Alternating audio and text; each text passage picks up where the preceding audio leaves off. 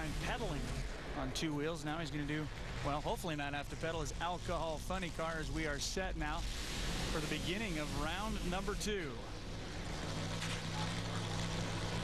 You're going to Bobby get Martin, Steve Gasperrelli, our first pair. Intriguing matchups in this round. As we mentioned when we set up the show, that you have a lot of drivers that have never been here. Bobby Martin and his Parker Tech team have never raced here out at this racetrack. They've been here before, but never raced. And you're going to take a lot of the home court guys trying to defend their turf. The Gasperrellis, the Jay Paynes of the world. Steve Harker, of course, from Australia. And I'll let you tell everybody everything you know about Dan Oliver, but that'll be in just a bit. But Steve Gasperrelli, great race here. He's over 200 rounds of competition in the alcohol classes. That starts to separate, you know, the real veterans from the guys who may be relatively new at this. He's won this race 3 different times, loves the track. The Plumbing Concepts team from Steve Gasperrelli, his dad Lou. As much a fixture here at this racetrack as almost any team we're going to see. Been a good year for Bobby Martin. Really stepped up when he hooked up with Frank and Dan Parker. These guys are legitimate 550 players. Probably not going to see that today. It is uncharacteristically warm this weekend in Pomona. That's kept the ETs down, well, just a little bit, with the exception, of course, of Steve Harker, who will come up in just a moment. It's going to be a top 10 finish for Bobby Martin, regardless of what they do here. They wrapped up the Division III championship. That's big for the Parker family. You can see the temperature. It's warm out here today. Not the kind of temperatures anybody expected, but everybody's dealing from the same deck, running on the same racetrack. And I don't believe there seems to be an advantage on either side of the racetrack as far as lane choice.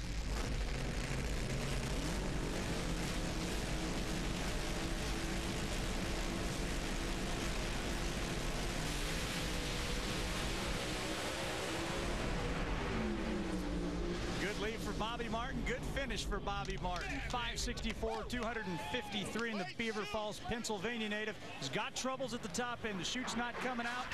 Going to the next round, that much we know. How much damage is he going to have to fix? That's the next question. That is like the Darlington stripe of drag racing. You come out here to this racetrack once a race, somebody goes into the kitty litter at the end of the racetrack. Chutes just didn't come out. We'll watch it again. 564, surprisingly strong run. Gasperrelli on and off the throttle over there in the 1 lane.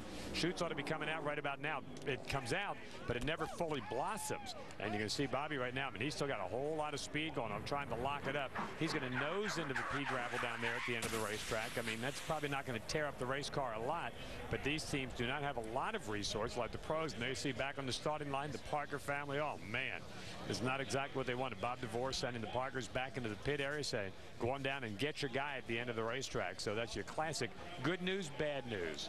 Let's just listen.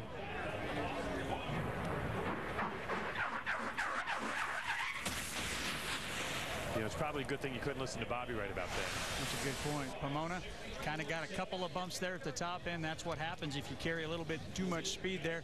It's tough to get that brake on and get that car slowed. Pretty soon it's going to start hopping.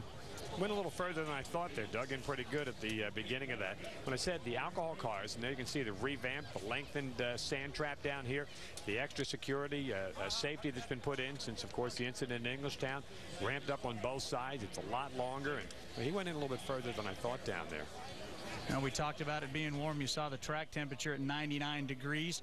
That engine considerably hotter. The brakes certainly very, very warm as well. But this is what it is like right now at Automobile Club Raceway of Pomona at Southern California for the finals here. 94 degrees air temperature. Water grains way, way down. It's one of the reasons they're having a lot of fires out here. Everything is basically bone dry, but the track temperature 99. The density altitude factor it all in, and it's just a warm day here in Southern California. And here's what it looked like when they tried to pull this car out, and you can see it's buried well above the header, especially over there on the left side. It should be pretty much of a task, especially when your driver's still sitting in it. Yeah, I'm not the brightest guy in the world, but to get the driver out, it might lighten that thing up just a little bit, but then, hey, what do I know? That really did dig in a lot further than I thought at first look. So they banged up the body on that, I'm sure. And I guarantee those headers are a mess. John, you got Bobby out of the kitty litter yet? Yeah, we got him out of the kitty litter, and surprisingly enough, guys, the body doesn't seem to be all that damaged, not too much. But Bobby, you won, but then, man, the chute didn't deploy and into the sand. What was all that like? Well, I was going way too fast when I came to the end to even try to turn. You know, I haven't gone into the sand trap since 1999, and I hate to do this for Frank and Dan and all the guys who worked so hard on this car. As you saw, it went right down Parker Avenue that time. So we think we can get it ready for the next round. I don't see anything, you know, really wrong with the car other than all the dirt. We got to do some work to get this thing back, but we're going to do our best. We'll see you in the next round. Good luck cleaning it up. And one Pennsylvania guy moves into the semifinals as you take one more look and listen. Ouch.